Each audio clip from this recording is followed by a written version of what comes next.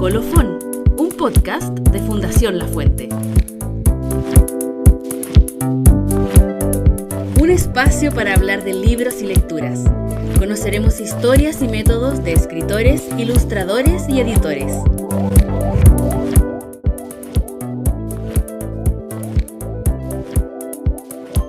Hola, soy Carolina Iglino, periodista, y hoy vamos a conversar con Mónica Bombal y Paloma Valdivia, las editoras de Ediciones Liebre, editorial independiente chilena que busca innovar en formatos y que usa la poesía, la ciencia y el humor para la experiencia lectora de la primera infancia.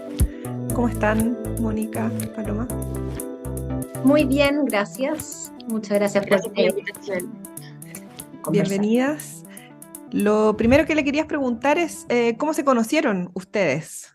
Tenemos una larga historia, como nos hemos visto desde que éramos muy jóvenes y terminamos de conocernos y hacernos amigas siendo coapoderadas en el colegio de nuestros hijos. Como, Mónica tiene un hijo de Milan de 13 y yo, Guillem, también de la misma edad, y nos conocimos en los jardines del colegio, siendo coapoderadas. Y cuando muy jóvenes, ¿cómo fue? Nos íbamos topando, ¿verdad? Sí. Yo creo que una vez hasta compartimos casa, cabañas que lo arrendaba para un año nuevo, como de un grupo de amigos como en común, y nos tocó como estar en las mismas cabañas, pero sin ser amigas, pero mirándonos. Nos miramos, yo también siento que nos miramos harto, como preparando un futuro, una futura sociedad. Había onda, había onda. No había ni mucho diálogo, pero era esa gente que tú la tienes como en el radar y que te como que intuyes que puede pasar algo en la vida y de repente se da una coyuntura especial, en este caso nuestros hijos mayores en la misma sala de jardín infantil, y eso como gatilló esta amistad, y después de la amistad, o juntos con la amistad, este proyecto editorial.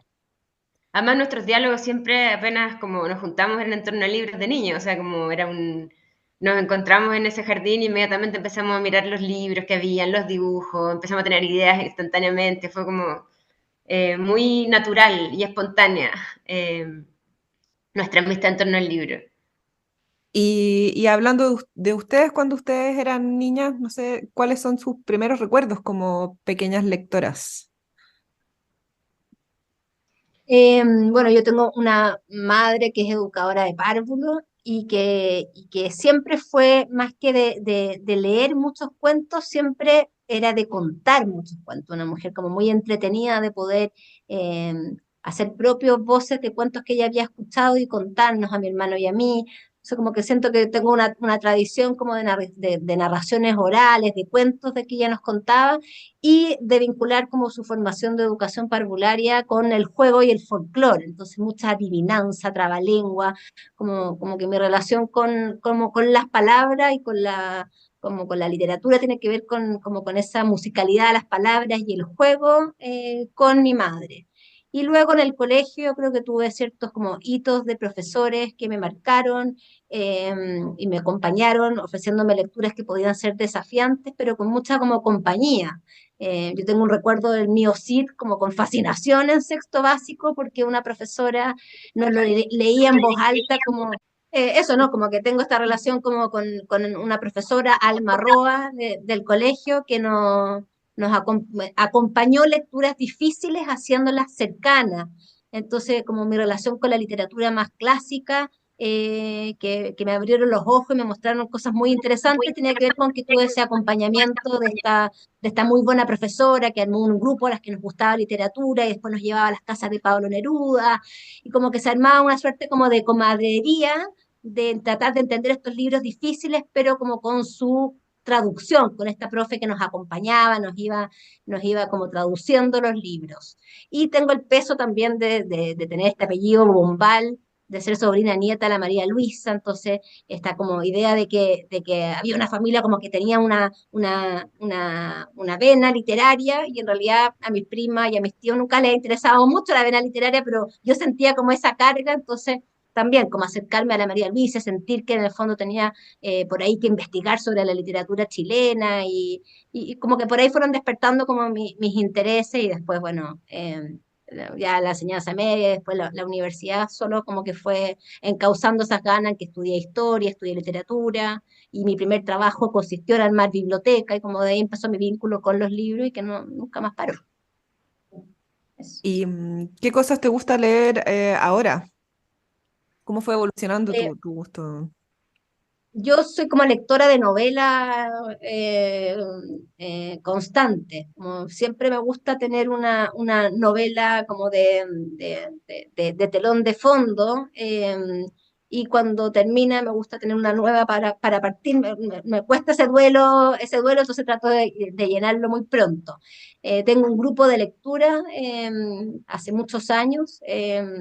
En el que participo mensualmente, como con la idea de leer un libro, una novela, de ir comentándola. Entonces nos juntamos un lunes al mes, con mucha libertad. A veces no llegan todos con la tarea hecha, a veces tomaron uno y se fueron por el lado y leímos otro, pero en el fondo es un grupo que ya nos conocemos hace unos 11, 12 años, que tiene esta particularidad de que somos mujeres de distintas edades, que compartimos las ganas de hablar sobre una buena novela. Y tenemos un chat bien activo donde van recomendaciones y donde van comentarios bueno, de humor, de la vida misma, de actualidad, de política, pero también principalmente de libros, de autores que nos gustan, de entrevistas que encontramos. Entonces, sí, soy como una lectora de novelas, pero que también me gusta mucho esa como compañía con otros para leer. Mucho tiempo, muy estable el grupo del club de lectura. A veces que no, en la pandemia decidimos no juntarnos, dijimos no, no más Zoom, así que ahí era mucho chat y compartirnos, pero en el fondo no mantuvimos así como el Zoom no, era el encuentro, era la excusa también de una vez al mes, juntarnos con una botella de vino a hablar de libros, pero que en el fondo uno también habla de la vida misma, no solamente de libros. Pero sí, ha sido bastante constante. La dueña de casa siempre es en la misma casa, como que es cierto que hay ciertas claves que han permitido mantener esa rutina el mismo día, en la misma casa. Y tú, Paloma, ¿cuáles son tus primeros recuerdos como con los libros o como lectora ya? Sí, yo también recuerdo como que en mi casa siempre habían muchísimos libros. A mí todavía me pasa que entro a casas donde no hay libros y siento que son como casas piloto, porque para mí como el mobiliario de una casa básicamente de infancia se basaba en libros, como cerros de libros por aquí, cerros por allá, repisas llenas de libros. Y yo entro a las casas mirando dónde están los libros siempre. Es como una visión de infancia que tengo. Y lo primero que recuerdo que me leyeran, siendo muy chica como para dormir, fue Naricita, de Monteiro Lobato, que para mí era como un misterio porque después nunca nadie habló de Monteiro Lobato en Chile, como no fue algo que nos leyeran en el colegio, era un autor bien desconocido, entonces siempre quedó como en un espacio de que no sabía si existía o era como casi que mi imaginación, y eran tantos libros, entonces fueron yo creo que unos años que me estuvieron leyendo Monteiro Lobato, que después, alguna vez yendo a un congreso en Brasil, yo levanto la mano a esta misma pregunta y digo como, es que yo leí mucho a Monteiro Lobato y yo no sabía que Monteiro Lobato lo tenían muy censurado en Brasil porque en sus libros había esclavitud, como una señora que era negra y que en el fondo dejaron de leer el libro porque era ofensivo. Y después muchísimo leí ya como más autónoma, más bien mirando imágenes de la editorial Kimantú, la colección Cuncuna de niños, que es que me fascinaba. Recuerdo todavía cada libro cuando lo hicieron las reediciones, fue muy emocionante porque yo creo que pasé años de mi infancia como pintando arriba de esos libros, dibujándolos, copiándolos, mirándolos. Y después de eso, ya cuando aprendí a leer, fue gracias a un cómic para niños que era Los Pitufos. Eh, Mi mamá llegaba todas las semanas con el cómic de Los Pitufos y me los empastó. Les puso unas tapas y con letra dorada, que los tenía todos. Y recuerdo que la primera palabra que leí yo sola fue papá pitufo. Lo recuerdo tan bien y con tanta emoción que leí en voz alta y dije papá pitufo. Y de ahí pude seguir leyendo hacia el lado y fue increíble, me recuerdo perfecto ese día. Y una profesora de básica, que yo tuve, la tía Carmen, que fue fabulosa, mi profesora primero a cuarto, dice que todos los niños creen que aprenden a leer solos, porque el momento en que logran unir las letras es un momento que están súper tranquilos y muy concentrados y solos, cuando había un adulto que lleva años enseñándole las letras y diciéndoles cómo son los sonidos, pero que el niño la sensación que me parece muy maravillosa es que sienten que leen solos. Después de Los Pitufos, en básica con esta profesora aprendí a leer con Gabriela Mistral, o sea, durante años leímos pero infinito a Gabriela Mistral. Descubrí de adulta que cuando me han hecho encargos hartos de ilustrar a Gabriela Mistral, que me sé los poemas de memoria, pero que hoy día tornan sentido para mí, como de niña no sé si los entendía, me fascinaba cómo sonaban, me emocionaban en algún punto, pero hoy día como entiendo las letras y me gusta cada vez más.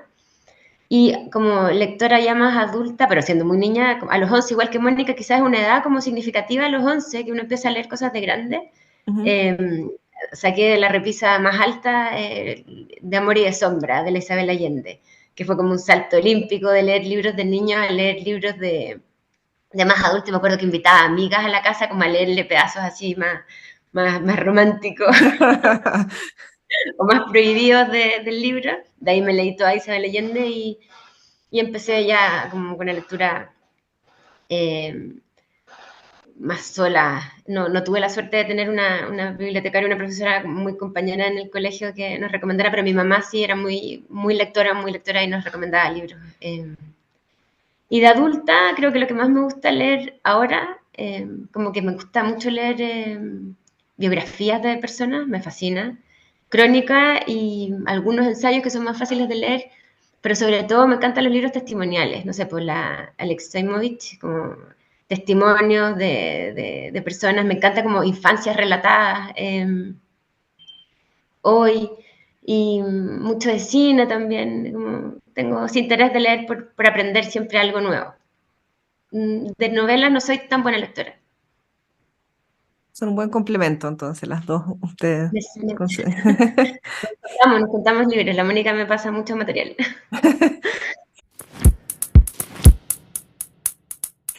¿Y cómo empieza ya su trayectoria profesional? ¿Cómo llegan desde los estudios que tuvieron a empezar a dedicarse a los libros, en la prehistoria de lo que luego fue Ediciones Libres? Bueno, yo estudié historia, esa es mi carrera, mi licenciatura base, y iba pololeando con literatura en la universidad, entonces no saqué la carrera de literatura porque hubo unos ramos de lingüística que no hice, pero en el fondo mi carrera era historia y mi parte entretenida era letras y estética, esas posibilidades que tiene la Universidad Católica de que uno puede ir picoteando de otras carreras y hacer minor y acá y allá y moverse entre campus. Yo creo que exprimí todas esas posibilidades que ofrecía la universidad haciendo la carrera bien a mi pinta, porque historia era denso, era un espacio de discusión y como de gente muy cabezona y muy lectora, y me entretenía también yendo a mirar como otros modos de leer, como tenía la gente de letras o de estética, no sé. Y cuando salí de la universidad tuve una posibilidad de armar unas bibliotecas en campamentos, que fue mi primer trabajo, primero voluntario, después remunerado, que implicaba hacer crecer. Yo trabajé armando una biblioteca puntual en un campamento y el modelo funcionó, me llamaron, me dijeron, ¿por qué no lo replicas a campamentos y villas de todas, y como en el fondo el tránsito a las casas definitivas y los nuevos barrios de distintas comunas y regiones del país? Entonces fue mi primer trabajo de armar esta red de bibliotecas comunitarias, que para mí fue una gran experiencia de postular a fondos, de aprender a conocer el mundo del Ministerio de las Culturas a través de los fondos concursables, viajar por regiones, armar equipo, capacitar pobladoras que después quedaban a cargo de las bibliotecas. Y fue un trabajo muy bonito que me implicó como conocer mucho Chile, muchas distintas realidades, y muy poderoso. Y desde ahí, con esa experiencia, una vez que salió una nota de prensa una noticia, un reportaje de este trabajo que estaba haciendo, me contactaron de una red de colegios para decirme si quería replicar lo mismo, pero en una red de escuelas en Santiago. Entonces, como que para yo, que no venía muy del ámbito de la educación, en el fondo estaba más desde la educación informal, entré a trabajar en el ámbito más educativo, coordinando una red de bibliotecas y asesorando proyectos que tenía esta institución en el norte y en el sur, especialmente en la zona de Ralco y Alto Biobío, de capacitar y educar y trabajar en escuelas con pre-kinder y kinder en temas de lectoescritura, primero y segundo básico, y armar biblioteca y trabajar con los equipos directivos. Entonces ese fue mi salto al mundo educativo y ahí sentí que sí me faltaban estudios vinculados a educación, así que hice un magíster en políticas educativas, pero como siempre estaba este vínculo también con la literatura y todo, después me hice otro magíster de literatura para niños en la Universidad Autónoma de Barcelona y desde esa como experiencia de trabajo, en algún momento dije, no, no más trabajo, tanta intensidad que viajaba todas las semanas por Chile, estaba muy cansada, entre colegio y biblioteca, me fui un año a trabajar a recorrer Asia y ahí estuve trabajando en un proyecto de investigación y ahí como estuve fuera como de las pistas del trabajo laboral acá en Chile hasta cuando volví con mi hijo mayor y ahí me llamaron del Ministerio de Educación para trabajar en el Plan Nacional de Lectura. Entonces estuve trabajando ahí durante 11 años en la formulación de políticas públicas, en temas de lectura, el Plan Lee Chile Lee, luego el Plan Nacional de Lectura y la Política, y ahí es donde también al final ya conocí a Paloma y ya salí del ministerio para dedicarme al mar libre con la Paloma. Esa es un poco mi trayectoria de trabajo. La tuya, Paloma.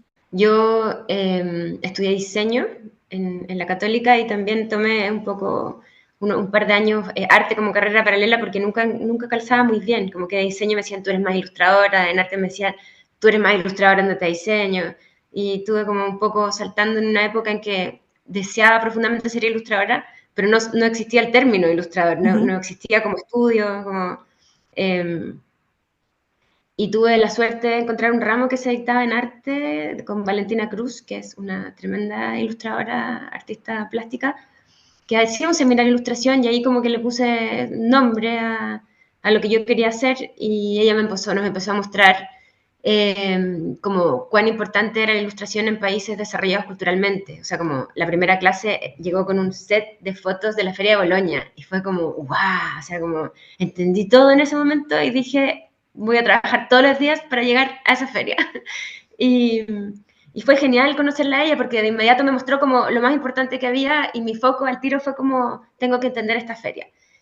Y era un concurso, como un curso muy bien articulado porque tú lo hacías un semestre, ilustrabas los textos de un libro que iba a ser real, que era de editorial Andrés Bello, después hacían una exposición en el Patio de los Naranjos de la Católica, venía un jurado y te publicaban el libro. Y la primera vez que lo hice salí segunda y pensé como tengo poca capacidad de frustración, como que intento hasta que me salgan las cosas, que creo que me ayuda harto, entonces dije voy a hacerlo hasta que me lo gane, y al año siguiente lo hice de nuevo, me lo gané, publicó ese libro y Amanuta andaba buscando una ilustradora, o sea como las dos Amanuta estaban buscando una ilustradora para su primer libro y fui yo, me eligieron ahí, y creo que desde ese momento no paré más de ilustrar. Entendí que el camino era como concursos, estudiar mucho para poder generar los proyectos propios, en el fondo como escritura. Después me fui a Barcelona a estudiar un postítulo en ilustración porque si bien ya había hecho muchos trabajos de ilustradora, como que no tenía educación formal y quería tener algo para poder entender un poco cómo ser mejor y cómo presentarme a las editoriales y también para abrirme el mercado fuera. Así que me fui a España en el 2005. ¿Coincidieron allá? ¿Ah? ¿Las dos llegaron allá o no? No coincidimos, no, la Mónica fue antes. Y se suponía que iba por un año y un profesor maravilloso que era Miguel Gallardo me pidió ser su asistenta, así que trabajé 3 años como asistenta de un ilustrador tremendo que para mí era como ser como asistente, aprendiz de Leonardo da Vinci. Mi sensación era como una cosa así muy fabulosa. Porque no solo me enseñó a ilustrar, me enseñó a como entrar en un mercado laboral que yo desconocía. Y siempre yendo a ferias desde allá y entendí también cómo era la manera de venderte en Bolonia, porque cuando vas nueva, como carpeta bajo el brazo, colas infinitas y te miran y te dicen, no, gracias. Entonces, lo que yo quería era hacer libros integrales y estudié en Barcelona muchos cursos de escritura y de edición. Entonces, en los siguientes años ya fui como llevando proyectos personales escritos e ilustrados Ujú. Y ahí logré hacer mi primer libro, que es Los de arriba y los de abajo, con Editorial Calandraca. Y, y me empezó a ir muy bien, como ya todos los años llevaba un proyecto nuevo y como yo miraba qué editorial tenía que publicármelo. Y trabajé mucho en España. Lo más entretenido también fue como que trabajé para redes de museos. Hacía la gráfica de museos como las Caixa Forum. Me tocó hacer la gráfica del área infantil del Museo del Prado, que fue increíble porque fui y me pasearon por los subterráneos del Museo del Prado. Estaban Oh, qué maravilla. abriendo una ala de arte para niños. Hice como los suelos donde tenía que hacer como mapas del barrio, la gráfica de los folletos. En eso trabajé mucho tiempo, que era como lo que hacía paralelo a ilustrar libros y a inventar libros. Y después volví a Chile el 2011 o 12 y nada, pues seguí ilustrando, hice muchas clases, dirigí un postítulo en la Católica de Ilustración y Narrativa Autobiográfica, hice clases de ilustración en la Universidad Católica y nos fuimos conociendo con Mónica. Siempre tuve la idea de que fue fantástico encontrarme con ella porque yo creo que a ella también le pasaba lo mismo, como ideas de cómo hacer libros o ideas de nuevos libros, ideas de formato, de cosas que si bien yo había visto tanto y ella también había visto tanto, como siempre pensábamos que bueno sería hacer un libro así, que fue como nuestras primeras conversaciones, como ¿te imaginas hacer un libro así? Siempre poniendo el foco en los niños, que fue como nuestra primera conversación, como que sentimos que muchos de los libros para niños son hechos como por adultos, pensados por adultos, como ¿qué quieren los niños? Como que eso nos fue uniendo desde muy tempranamente. Eh, y estamos muy felices trabajando en esto, encontramos que hacemos una muy buena dupla y nos fascina, nos apasiona poder aportar a esos primeros lectores. ¿Y cuánto tiempo pasó desde esas primeras conversaciones como fantasiosas a realmente pensar en concretar algo juntas? ¿O fue inmediato? Tenemos un lema que es se piensa, se piensa, se hace. ¿Ya? Entonces yo creo que conversamos y inmediatamente nos pusimos a hacer un libro, como al tiro, que no Sí, salió, pero soñamos un sí. primer libro, como en el fondo, los niños empezaron a ser compañeros en pre-kinder, y en kinder hay una educadora de párvulos del colegio al que van nuestros niños, que es sensacional, y arma unos proyectos como de, parte un tema y dice, no sé, Egipto, ¿qué saben de Egipto? Entonces los niños empiezan a decir todas las cosas que les gustaría preguntarle a los egipcios, entonces hace unas preguntas de lo que los niños le harían a ese tema, con una mirada desde los niños de las cosas más raras y distintas, y nosotros mirábamos la forma de trabajar y fue como, hagamos un libro de cómo ella trabaja y recojamos los dibujos de estas niñas que son unas verdaderas galerías de arte increíbles. Entonces nuestra primera como esbozo de proyecto, es decir, hagamos algo como de nuestros niños artistas y esta educadora y cómo los guía, y esto transformémoslo en un libro. Finalmente ese libro no funcionó, pero en sí en el fondo nos permitió como decir, juntémonos, hagamos de esta idea de decir, un poco lo que te comentaba la Paloma, eh, hay mucho que está circulando, pero hay cosas que creemos que todavía falta, que eran formatos distintos, foco en los niños, preguntar, acercarse, mirar mucho y muy de cerca, que teníamos las dos la posibilidad de tener estos niños pequeños que hablaban y comentaban y jugaban muy cerca de nosotros siempre, entonces como desde ahí que Liebre cuajó, como de mirar, de observarlos, de ver lo que faltaba y de decir, bueno, se piensa, se hace. ¿Qué pasa si constituimos empresa y vamos con un Y libro? también como, bueno, aparte de esta profesora, para tirarle un poco más de flores, que no solo hacía eso, sino que lo exponía. Entonces, los papás y mamás teníamos acceso a ver las preguntas que hacían los niños casi que a diario. Tú entrabas y había unas exposiciones fabulosas una vez a la semana. Bueno, y lo otro que pensamos era que el libro no fuera un libro como tal. Queríamos como desarrollar este objeto que fuera un objeto querido, como un juguete o una mantita, un objeto de transición, de compañía, esa maleta portátil de arte que acompaña a los niños, como pensando que son sus primeros acercamientos a los valores estéticos, como esta serie Imagina. Entonces nos tomamos muy en serio como esto de querer hacer estos libros un poco híbridos, pero que fuesen no solo el libro, sino también este objeto maravilloso de juego y de compañía. Y empezaron, lo primero Después de este proyecto que no se concretó, ¿empezaron con la colección Picaboo o Sí, empezaron a trabajar? sí. Sí, nos Y, pasó que, claro, ¿Mm? esa primera colección fue como forjando un modo de trabajo que nos ha gustado y que lo hemos logrado mantener, que es pensar un formato que nos gusta, darle como contenido a ese formato, así no quedarse solo en el formato de por sí, sino que buscar cómo, si va a haber un troquel, si va a haber un acordeón, como que sea no por sí, no en sí mismo el formato, sino que explotarlo de modo que valga la pena la inversión por ese formato. Entonces, nos encontramos este formato, pensamos en con qué género discursivo calzaría bien. Dijimos, bueno, acá hay un factor de sorpresa que puede ser este despliegue de las persianas, las cortinas. Entonces, ¿qué cosas sorpresivas? Bueno, a los niños les produce mucha curiosidad hasta como de ir formándose las partes y de repente ven la luz. Bueno, ¿qué es lo qué formato hace esto? ¿Qué género? Bueno, las adivinanzas. Esta idea de ir por parte y de repente que se te prenda la ampolleta. Entonces dijimos, bueno, ¿por qué no aprovechamos el formato a invitar a un inicio de la poesía a través de este juego, la sorpresa del descubrir una respuesta? Eh, y si ya teníamos este formato que era tan atractivo, bueno, pensemos en el tiro en qué temas podían ser y el explotarlo teniendo al tiro 3 libros distintos, que ahí es donde surge Huevos, Cacas y Plumas, que Crack, Puff y Pew.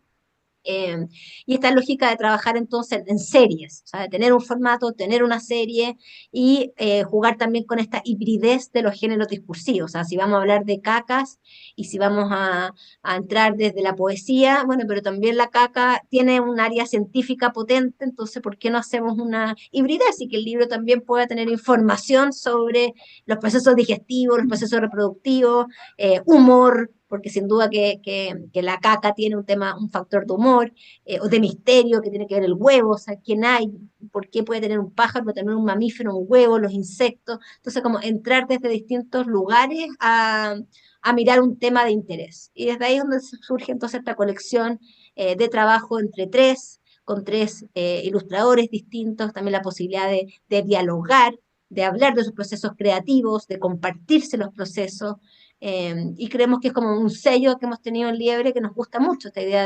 de sentar a un grupo de creadores, de Ujú. hacerlos socios nuestros en un proyecto y de ir acompañando un proceso.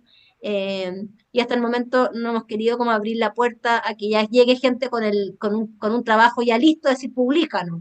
No, a nosotros nos gusta pensar la idea, crearla, armar un boceto inicial, investigar, armar un dossier informativo, entregarle a los autores información, confiando sin duda en su arte y de ahí, pero como darle este primer material, ir acompañando todo ese proceso, como desde la idea cero hasta el final de un libro. Y eso ha sido el modelo de trabajo que hemos tenido hasta ahora y que nos ha gustado mucho. Yo creo también que con esa primera colección, como bien dice Mónica, se nos abrió como un sistema de trabajo, pero también como nos dimos cuenta de estos libros como que tenían estas persianas, como la magia que significaba para un niño que está tan acostumbrado a ver un iPad, una pantalla que pasan cosas, luces, sonidos, y que no les parece tan mágico como les parece este libro que tú la abres y cambia, aparece otro dibujo, como esas caras, yo creo como esa sensación y de que sientan que hay magia en el libro también nos hizo un camino de querer siempre mostrar una sorpresa, algo diferente en ese libro. Un poco valorar el objeto físico y darle esa magia para un poco como ponernos sobre las pantallas, la magia y todo lo que está pasando con el exceso de, de imágenes y sonidos y bombardeo de pantallas en el fondo. Como, también lo pensamos así.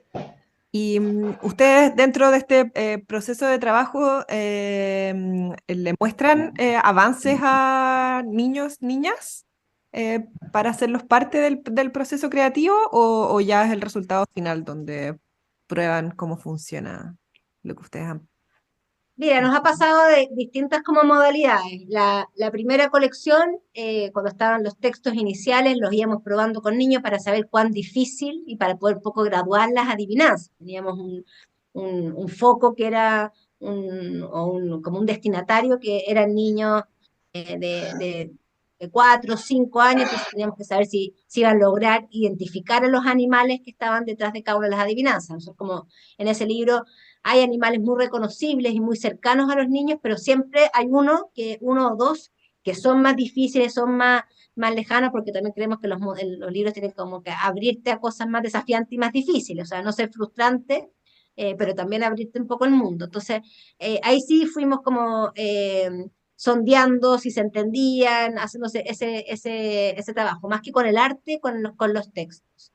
Y con la colección, por ejemplo, con la colección de acordeones, es una colección que surgió en pandemia, como mirando en este caso, a mi hija chica que deambulaba por la casa, cada cual como con sus espacios, y yo hablando con la Paloma diciendo, pobre esta chica, que da vuelta y que los niños tienen su computador, están conectados al colegio, yo estoy como en mis trabajos, mi pareja también estaba con su trabajo, pero como la chica daba vuelta y no tenía como su mundo propio, y se escondía bajo la mesa y trataba de armar como su propio mundo, porque no tenía jardín, no tenía nada como de ella. Y se la mostraba a la Paloma como, mira esta pobre como está debajo de la mesa, y la Paloma me dice, es que tenemos que hacerle a ella un libro, como rodearla de libro, como que tenga su propio espacio, y qué cosa como que contenga grande, qué formato grande. De repente fue como, oye, pero un acordeón que se pueda meter dentro y que pueda quedar rodeada de aquello que más le falta hoy día, que es naturaleza, por los encierros, y arte, historia, y que tenga su espacio seguro, su espacio protector. Entonces, ahí fue donde partió esa colección, pero ya como que el formato era tan atractivo y la confianza total con los autores con los que trabajamos y el acompañamiento del arte, pero ahí no invitamos a nadie a que mirara, a ningún niño a que mirara cómo Ujú. estaba quedando el arte, sino que era más bien como que el formato fue inspirado por los niños, pero de ahí no hubo Pero como igual también militancia, es que o tenemos sí. muchos niños en la casa, tenemos niños, entonces también tenemos a la mano el público objetivo.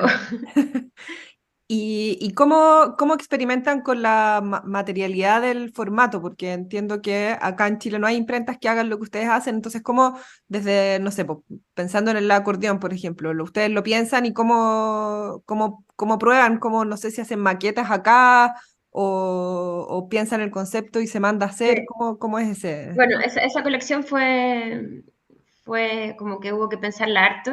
Yo creo que tenemos mucha suerte, Mónica y yo, que hemos viajado harto y tenemos como muchas colecciones y libros para mirar Ujú. y tocar, así como decimos, libro cartoné, ya cada una llega a una reunión con 15 libros cartoné que tiene en la casa, entonces pensamos, borde redondeado, o este papel, o no sé qué, que tenga ventanitas, como siempre tenemos mucho donde mirar, donde basarnos, y de todo lo que hemos visto y de las ferias que vamos también, como siempre estamos pensando, y, como de esos libros referentes que teníamos, pensamos este, y que claramente en Chile o en Latinoamérica no se imprime así, porque además este libro tiene un hoyito, tiene 10 solapas que se abren, es muy grande, las máquinas tampoco permitían eso, y pedimos asesoría a una agencia de diseño, Bagual, que trabajan muy, muy bien y trabajaban con imprentas en China, porque, claro, hay un tema es que se nos ocurren las cosas y la otra es como llevarlas a cabo sin manejar muy bien de partida el idioma,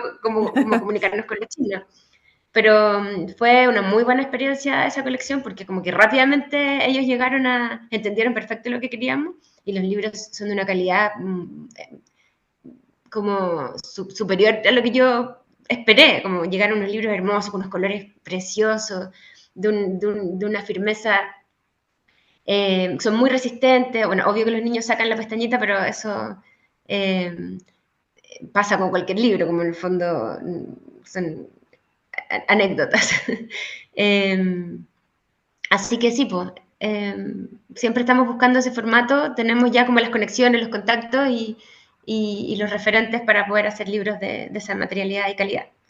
Ahora, siempre es un riesgo y siempre es una aventura hasta decir, bueno, este libro queremos hacerlo, tratamos siempre de buscar lo más cercano, Chile, Perú, hemos tratado de ver en México, donde hay a veces una industria imprentera más desarrollada. Chile tuvo una industria imprentera más osada, pero después por falta de demanda o no, muchas veces vendieron las máquinas y dejaron de hacer cosas. Cuando Chile tuvo más musculatura de imprentas en algunos momentos históricos y hoy día ya no la tiene.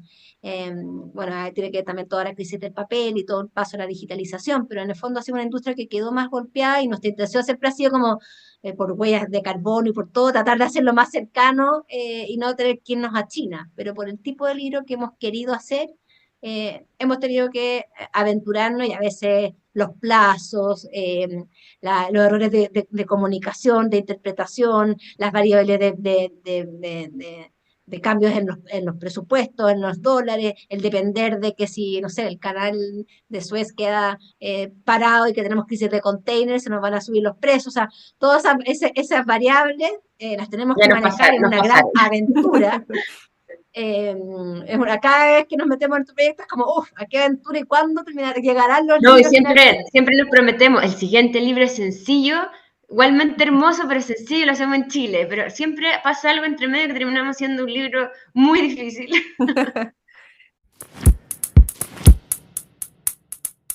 Ustedes que habían estado ya en el ecosistema del libro desde otros lugares, ¿cómo ha sido la experiencia ha sido muy distinta la experiencia de estar en el mundo del libro desde la editorial propia?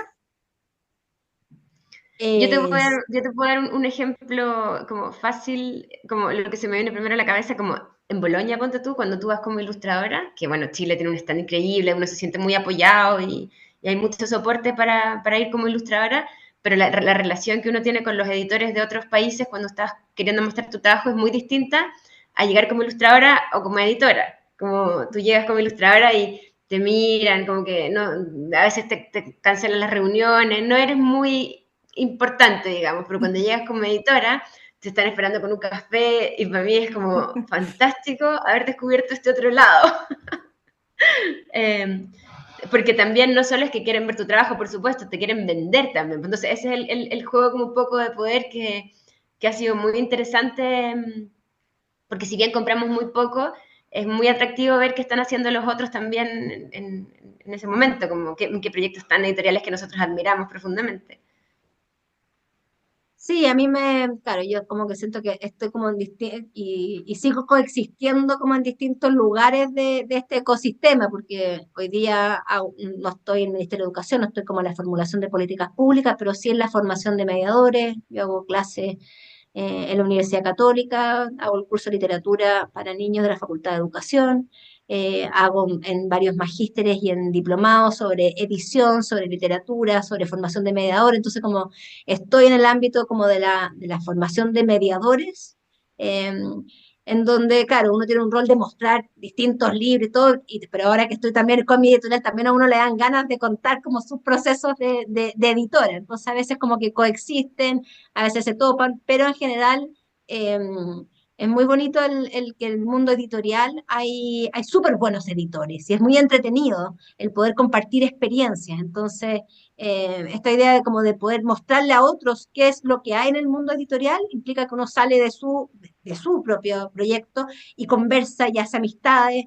Y en esas amistades que hemos armado ahora este colectivo que fundamos recién hace poco con otras editoriales que se llama Click, que somos 10 editoriales que hacemos libros para niños acá en Chile, pero con una mirada siempre de que no son libros para niños chilenos, sino que son para niños del mundo, entonces estamos todas yendo a ferias, vendiendo derechos o como mirando también al resto del mundo, entonces como que compartimos esa mirada sobre un libro de calidad en Chile, pero también hacia el mundo. Y eso ha significado entonces como también trabajar colectivamente, que es algo que como que sentíamos que el mundo editorial faltaba.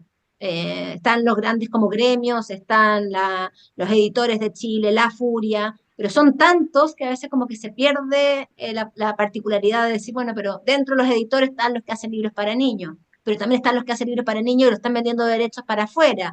Entonces, como fundar este colectivo es parte como también de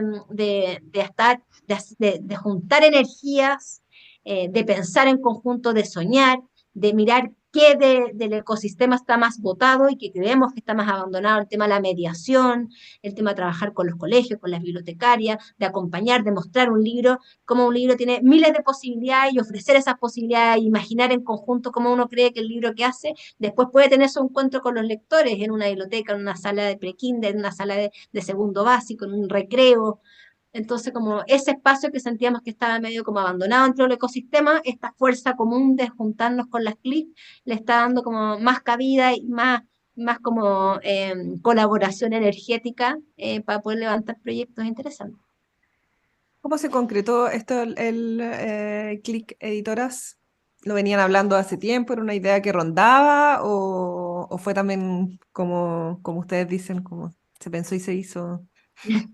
Poco sí, era una idea que rondó el 2019, cuando varias de las editoriales fuimos a Bolonia, pre-estallido, pre-pandemia, todo, la última como Bolonia que hubo, y ahí como calzamos varias editoriales que, no sé, que teníamos como una mirada en común, yo creo que algunas ya teníamos alguna amistad, las otras como que nos fuimos olfateando, diciendo como un modo medio feo, pero como en el fondo nos fuimos mirando, con quién uno se sentía más cómoda, con quién uno sentía que tenía una mirada común.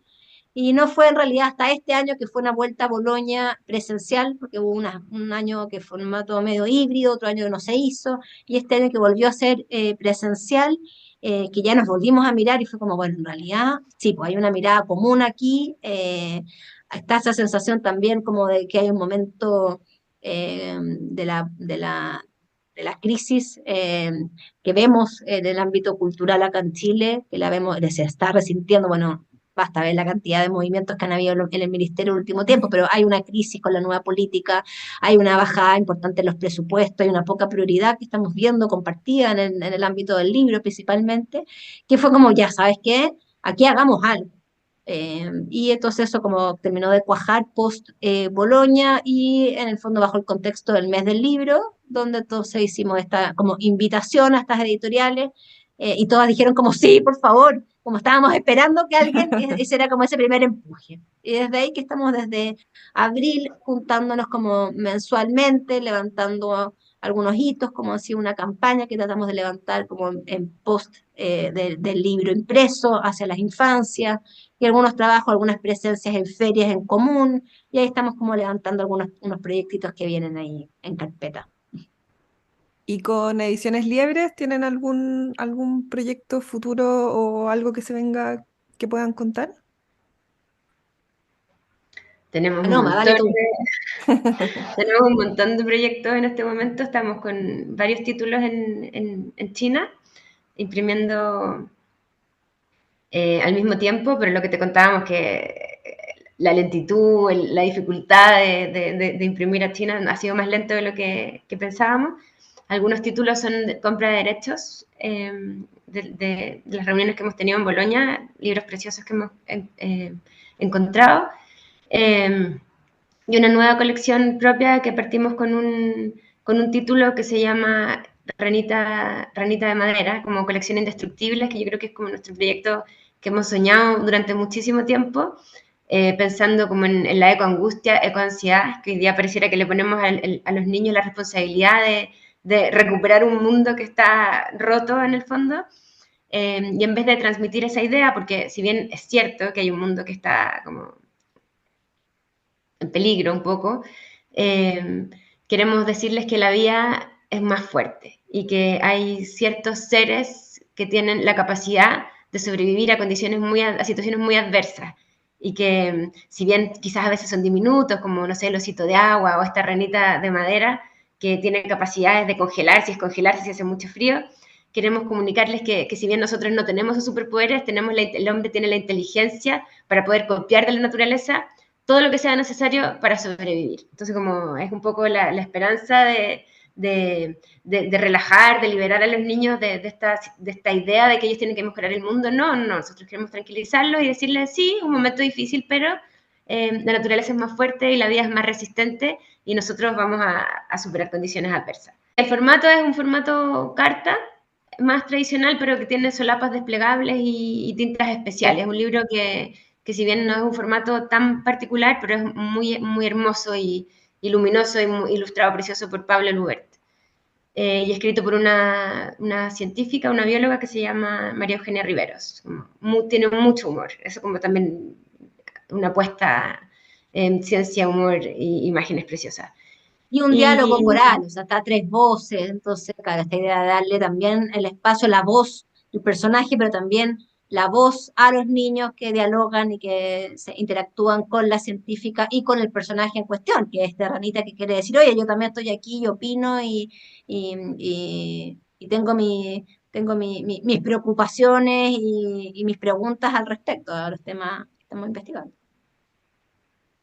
Y también viene en camino el libro de las preguntas de Neruda, que ilustré para una editorial en Estados Unidos que se llama Enchanted Lion Books, que es un libro que yo particularmente quiero mucho porque me demoré 6 años en hacerlo, fue muy complejo, muy difícil y me fascina cómo quedó, así que estoy feliz de que podamos publicarlo por Liebre. Y también otras reimpresiones de libros que ya se nos acabaron, estamos esperando que nos llegue Sí, bueno, y el cuarto título de la colección Picaboo, o sea, Puff, Pew y Crack, tiene un cuarto título que esa es una historia como bien bonita, porque nosotros dimos la colección un poco por cerrada, o sea, nosotros con tres sentíamos que el libro ya estaba, la colección funcionaba muy bien, vendimos los derechos a Estados Unidos e Inglaterra con una editorial que admiramos mucho, nos sentimos muy honradas de que nos hayan querido comprar, que es Barefoot Books. Y ellos nos empezaron a preguntar, bueno, pero al libro le está yendo muy bien a Estados Unidos e Inglaterra, entonces preguntaron, bueno, ¿y el cuarto? Y nosotros no, si no hay cuarto. Es que no, nosotros queremos un cuarto. Y entonces dijimos, bueno, hagamos un cuarto, pero hagámoslo en conjunto con ustedes, como nosotros lo hacemos. Dije, no, nosotros, ustedes lo que hagan se los compramos, pero nosotros dijimos, hagámoslo, pero pensemos en el tema en conjunto para aprender también de editoras inglesas y canadienses, que la dueña de esta editorial es una canadiense que vive en Inglaterra, o sea, en Estados Unidos hace muchos años, pero una mujer muy lúcida que lleva 40 años haciendo libros, y dijimos, bueno, una oportunidad de aprendizaje muy potente. Entonces, hicimos este libro que ya está publicado en Estados Unidos antes que acá en Chile, pero ya viene en la versión española nuestra.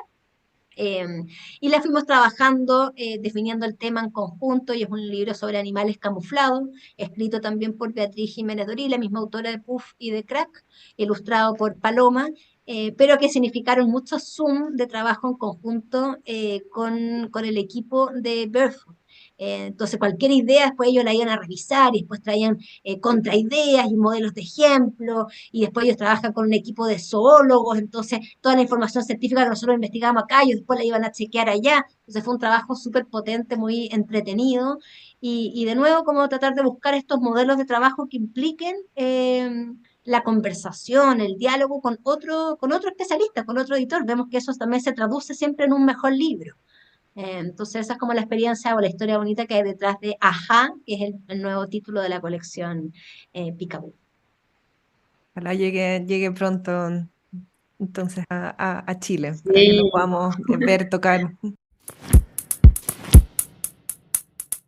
Bueno, ya para finalizar, les quería preguntar cuál fue el último libro que recomendaron ustedes.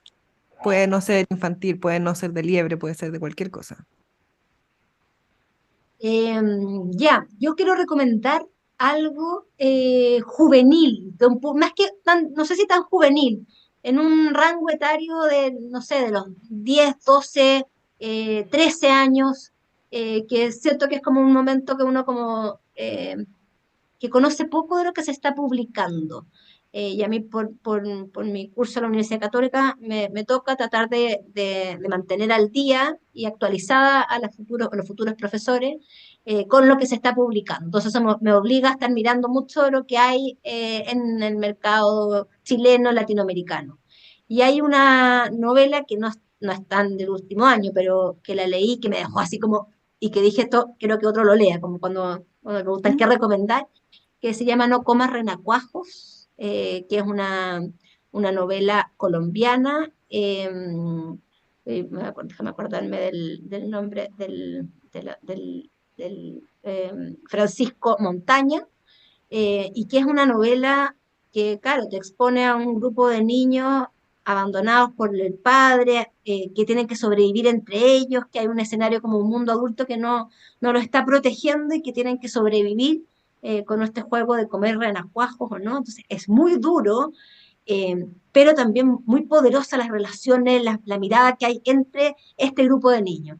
Es un libro que me dejó como marcando ocupado, contemporáneo, cercano, o sea, es Colombia, pero también podría ser Chile, y es un libro que sí, que me gustaría recomendar. Lo mismo, Mambrú perdió la guerra, también colombiano, de Irene Vasco, que pone también a niños protagonistas, en este caso de la guerra colombiana, de la guerrilla colombiana, un niño en una situación difícil ahí, y cómo también logra sobresalir de dificultades, también ahí con esperanza. Ese libro es más esperanzador que No comer renacuajos, pero aquí con una abuela que cumple un rol ahí importante, pero claro, esos momentos de soledad, de dureza que los niños están viviendo y que tal vez a veces se sienten poco vistos en los libros juveniles que están leyendo. Entonces, esos dos puntos de referencia me parecieron potentes y me encantaría como dejarlo aquí en la recomendación.